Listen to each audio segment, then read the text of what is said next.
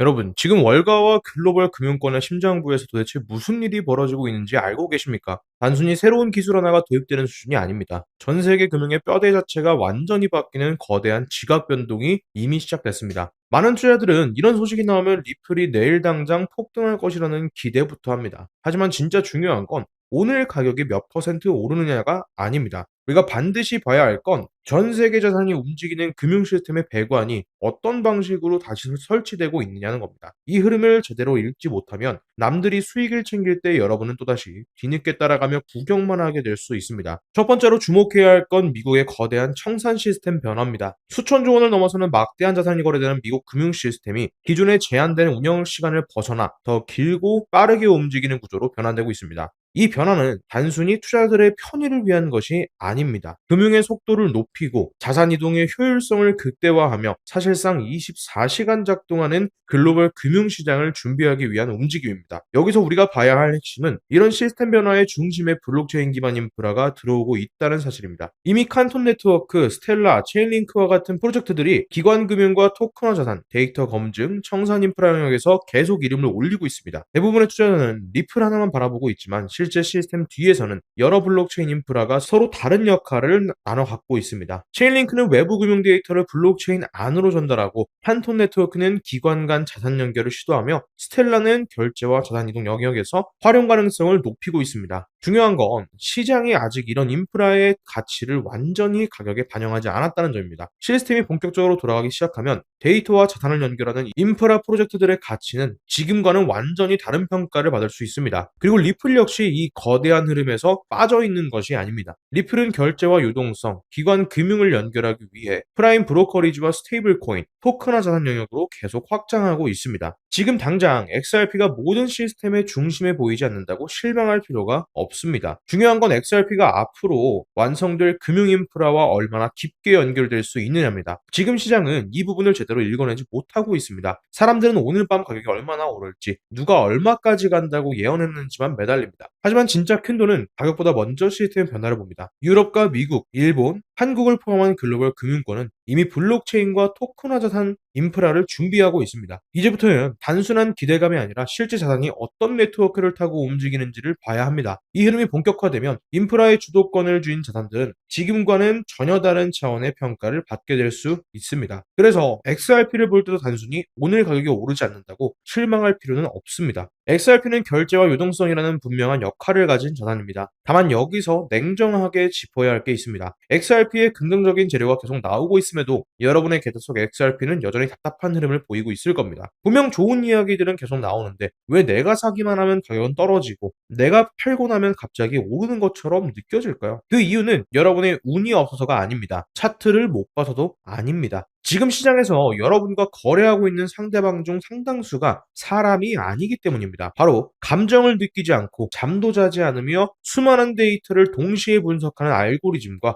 AI 자동 매매 시스템입니다. 이들은 몇 초가 아니라 1초보다 짧은 순간에 수많은 주문을 분석하고 체결합니다. 그에 비해 우리는 직장에 다니고 가정을 돌보고 잠을 자야 합니다. 똑같은 방식으로 단기 매매를 하면서 기계와 경쟁하는 건 처음부터 불리한 싸움일 수밖에 없습니다. 하지만 여기서 생각을 바꾸면 완전히 다른 기회가 보입니다. 우리가 AI와 직접 싸울 필요는 없습니다. AI가 거래하고 데이터를 구매하고 서버를 이용하고 자산을 이동할 때 반드시 지나가야 하는 길목을 선점하면 됩니다. 앞으로 AI는 단순히 질문에 답하는 수준을 넘어서 스스로 자산을 거래하고 데이터를 구매하고 서비스 이용료를 지불하는 단계로 넘어갈 가능성이 큽니다. 그런데 AI는 사람처럼 은행 앱을 열고 얼굴 인증을 한 뒤 ARS 전화를 받아 결제할 수 없습니다. AI가 사람의 개입 없이 수많은 소액 결제를 실행하려면 기계와 기계가 바로 연결되는 별도의 결제 인프라가 필요합니다. 바로 여기서 블록체인과 스테이블 코인, 디지털 결제 네트워크가 중요해집니다. AI가 전 세계 금융 데이터를 구매할 때, 슈퍼컴퓨터와 서버를 빌릴 때, 다른 AI 서비스와 정보를 교환할 때 수없이 많은 소액 결제가 발생할 수 있습니다. 그리고 그 모든 거래는 반드시 결제 네트워크를 통과해야 합니다. 쉽게 말해서 우리가 직접 금을 캐러 가는 것이 아니라 금을 캐러 가는 모든 사람들이 지나가야 하는 유일한 길목에 톨게이트를 세워두는 겁니다. 진짜 월가는 이미 이런 방향을 보고 있습니다. 대중들이 AI 관련 주식이나 이름만 AI가 붙은 코인에 몰려들 때 기관들은 AI가 실제로 작동하기 위해 필요한 데이터와 결제, 서버, 유동성 인프라에 관심을 두고 있습니다. 그렇다면 모든 가상자산이 AI 결제 인프라에 활용될 수 있을까요? 절대 그렇지 않습니다. 금융기관이 사용할 수 있는 자산은 자금 출처가 명확해야 하고 자금 세탁 방지 기준을 충족해야 하며 각국 규제에 맞아야 합니다. 바로 여기에서 글로벌 금융 메시지 표준인 ISO 2002와 미국의 디지털 자산 규제 논의가 중요해집니다. 앞으로 기관 자금이 블록체인 위로 본격적으로 이동하면 출처가 불분명하고 규정 준수 구조가 없는 코인은 시장에서 점점 설 자리를 잃게 될 가능성이 큽니다. 반대로 기관 금융과 연결될 수 있고 결제와 유동성 역할이 분명하며 규제 기준에 맞춰 성장하는 프로젝트는 더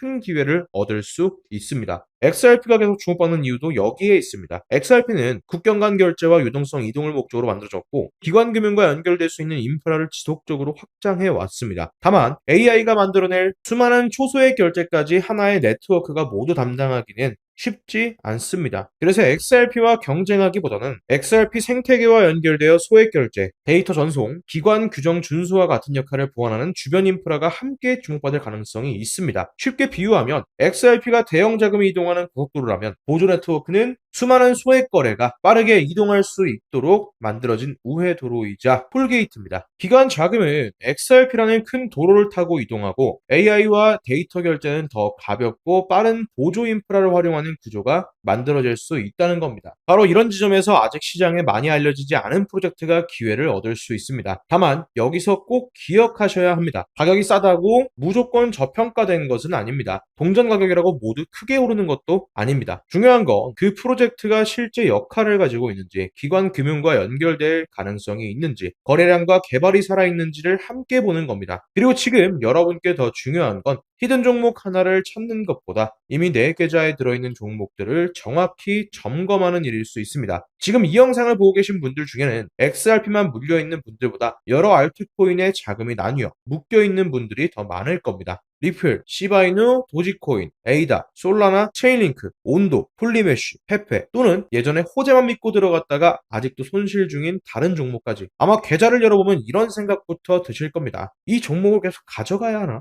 추가 매수해서 평단가를 낮춰야 하나? 반등하면 어느 가격에서 정리해야 하나? 시장만 좋아지면 다시 본전은 갈 수 있을까? 문제는 모든 종목이 시장 반등 때 똑같이 살아나는 게 아니라는 겁니다. 어떤 종목은 다음 상승장에서 다시 강하게 움직일 수 있습니다. 하지만 어떤 종목은 비트코인과 알트코인 시장이 살아나도 이전 고점을 회복하지 못할 수도 있습니다. 이걸 구분하지 못하면 좋은 장이 와도 자금 회복 가능성은 낮은 종목에 계속 묶여있게 됩니다. 남들이 새로운 기회를 잡을 때 나는 물린 종목만 보다가 또다시 시장을 놓치게 되는 겁니다. 그래서 오늘은 AI 결제 인프라와 XRP 이야기만 하고 끝내지 않겠습니다. 지금 여러분이 물려있는 현물 종목들도 함께 점검해 드리겠습니다. 그 종목을 계속 가져갈 만한지, 현재 가장 중요한 가격 구간은 어딘지, 어느 구간을 돌파해야 회복 가능성을 볼 수 있는지, 반대로 어느 가격을 이탈하면 리스크가 커지는지, 추가 매수를 고려할 수 있는 종목인지, 아니면 반등이 나올 때 비중을 줄이고 새로운 기회를 준비하는 게 나은지, 이 부분을 여러분의 종목과 평단가를 기준으로 확인해 드리겠습니다. 방법은 어렵지 않습니다. 지금 보고 계신 영상 하단에 더보기란 한번 눌러주세요. 제가 더보기란에 이렇게 구글 폼 링크를 달아뒀습니다. 링크로 들어오신 뒤 간단한 설문을 체크하시고 현재 물려있는 종목명과 평단가를 적어주시면 됩니다. 예를 들어 XRP 3,000원, 시바이누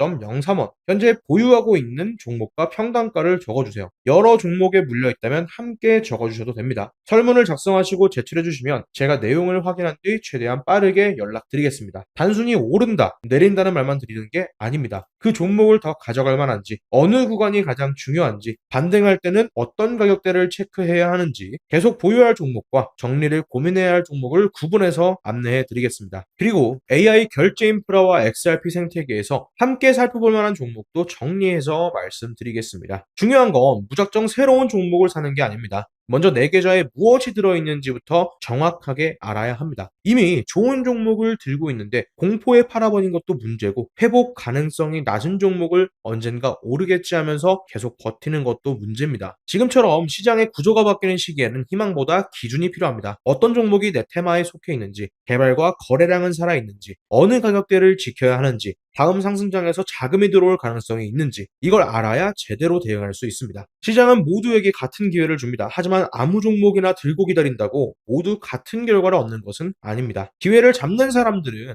남들보다 먼저 움직이는 사람이 아니라 자신이 무엇을 들고 있는지 정확히 알고 움직이는 사람입니다. 지금이 바로 내 계좌를 점검하고 다음 흐름을 준비해야 할 시기입니다.